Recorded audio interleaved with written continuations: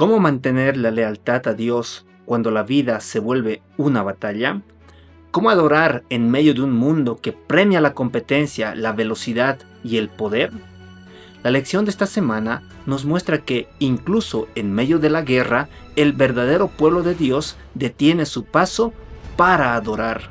Antes de conquistar, el Señor ordenó a Israel no afilar sus espadas, sino su fe. Los mandó a renovar el pacto, recordar la redención y establecer su presencia entre ellos. A los ojos humanos, esto parecía una pérdida de tiempo, pero espiritualmente era la clave de la victoria. La adoración en tiempos de guerra no era un lujo, era una necesidad. El mensaje es claro: Dios no busca soldados apresurados, sino corazones fieles. La verdadera batalla no se gana en el campo, sino en el altar. El pacto en primer lugar. Cuando Dios ordenó a Josué detener el avance para circuncidar al pueblo en Gilgal, parecía una estrategia peligrosa. Estaban rodeados de enemigos y al estar circuncidados estarían varios días sin fuerza para luchar y vulnerables a cualquier ataque. Pero el propósito divino era probar su confianza. Hazte cuchillos afilados y circuncida de nuevo a los hijos de Israel. El Señor les estaba recordando que la victoria no viene por la espada, sino por la fidelidad al pacto. En ese momento, Dios no necesitaba guerreros armados, sino corazones consagrados. Cada acto de obediencia, por más pequeño que pareciera, era una declaración de fe. Ellen G. de White señala que el éxito de Israel no dependía de su número o poder, sino de su obediencia a Dios. La circuncisión representaba una purificación espiritual, cortar con el pasado, abandonar la incredulidad y comprometerse de nuevo con el Señor. Era una preparación interna para un desafío externo. Hoy, nuestra circuncisión no es física, sino del corazón. Dios nos llama a eliminar aquello que contamina nuestra fidelidad, el orgullo, egoísmo o falta de fe. En una época donde la productividad y la rapidez gobiernan, detenernos para orar o meditar en la palabra parece improductivo, pero precisamente esa pausa sagrada es donde se define nuestra fuerza.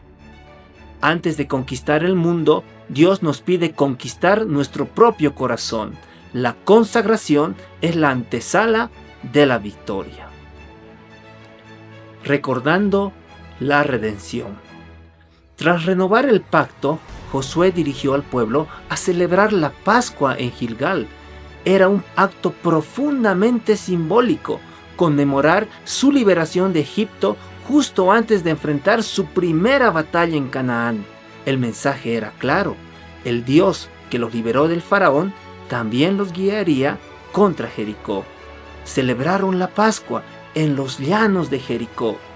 Ellen G. de White explica que la Pascua no solo recordaba su liberación del yugo egipcio, sino también su dependencia constante del Cordero que quita el pecado del mundo.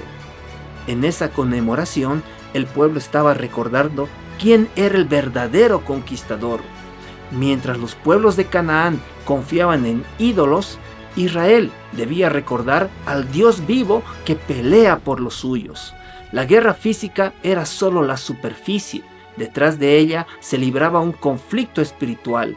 Cada cordero inmolado señalaba al Mesías venidero, quien con su sangre derrotaría al pecado y daría la victoria final. En la vida moderna, recordar la redención es esencial. Cuando enfrentamos pruebas o conflictos, el creyente debe detenerse y mirar la cruz. Es fácil olvidar de dónde venimos y quién nos ha liberado, pero cada vez que meditamos en el sacrificio de Cristo, somos fortalecidos para las batallas del presente. La adoración no nos evade del conflicto, nos equipa para enfrentarlo con fe, esperanza y mansedumbre. El creyente que recuerda la cruz no pelea por ganar, sino porque ya ha sido redimido. La redención es su fuerza en la batalla. renovación y presencia. Una vez obtenidas las primeras victorias, Josué no permitió que el pueblo se embriagara de éxito. En lugar de celebrar su poder, edificó altares. Entonces Josué edificó un altar a Jehová, Dios de Israel, en el monte Ebal. En medio de la guerra, Israel se detuvo para adorar. Ese altar era un símbolo de gratitud, pero también de obediencia. En él se ofrecieron sacrificios de paz y se escribió una copia de la ley de Moisés sobre piedras. Este acto tenía un propósito profundo.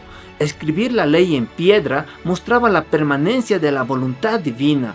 La victoria no debía borrar la obediencia, al contrario, debía afirmarla. La conquista de Canaán no era una expansión política, sino un cumplimiento espiritual del pacto. Elena G. de White comenta: Dios quería grabar en la mente del pueblo que no podían conservar el favor divino sin una estricta conformidad con su voluntad. El altar, las piedras y la ley representaban la unión entre adoración, obediencia y presencia divina. Finalmente, el pueblo trasladó el tabernáculo a Silo, y toda la congregación de los hijos de Israel se reunió en Silo y erigieron allí el tabernáculo de reunión. Esto fue un acto trascendental. Silo significaba descanso, reposo, el establecimiento de la morada de Dios entre su pueblo. Después de años de peregrinar, el Señor tenía ahora un lugar fijo donde habitar en medio de Israel. Allí se centralizó la adoración, el sacrificio y la comunión. El santuario en Silo fue una proclamación visible de que la presencia divina debía ser el centro de la vida nacional. Cada tribu recibió su herencia, pero todos compartían una misma fuente de bendición: la presencia de Jehová. En nuestra vida espiritual necesitamos levantar altares en medio del ruido. Cada victoria, cada avance debe ser seguido por un momento de gratitud y adoración. Cuando Dios nos prospera, no debemos olvidar escribir su ley en las piedras de nuestra memoria, obedecer, agradecer y mantener su presencia a través del estudio de su santa palabra. El tabernáculo hoy no está en Silo, sino en el corazón del creyente.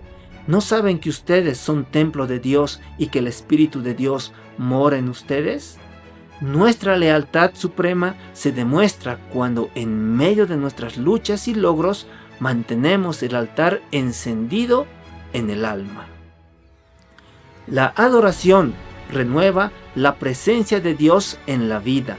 Cada altar, cada palabra escrita en el corazón afirma que la victoria pertenece al Señor. Israel aprendió que la verdadera prioridad no era la guerra, sino el reino de Dios. Cada pausa para circuncidar, celebrar la Pascua o levantar un altar fue una declaración silenciosa de fe. Busquen primero el reino de Dios y su justicia, y todas las demás cosas les serán añadidas. Esa era la fórmula divina del éxito. No era estrategia militar, sino una rendición espiritual. Cuando Israel puso a Dios primero, el cielo peleó por ellos, pero cuando intentaron avanzar sin su dirección, fracasaron. Este principio atraviesa toda la historia bíblica y llega hasta nosotros. La victoria pertenece al que adora antes de luchar, al que obedece antes de conquistar y al que pone su confianza en Dios antes que en sus fuerzas. Hoy el Señor te llama a esa lealtad suprema. Tal vez tus guerras no sean con espada, pero sí con decisiones, ansiedad o culpa. Él te invita a levantar tu altar en medio del conflicto, a detenerte y buscar primero su presencia. Si lo haces, Él peleará tus batallas y transformará tus derrotas en testimonios de poder. Dios sigue buscando corazones que lo elijan primero. ¿Serás tú uno de ellos?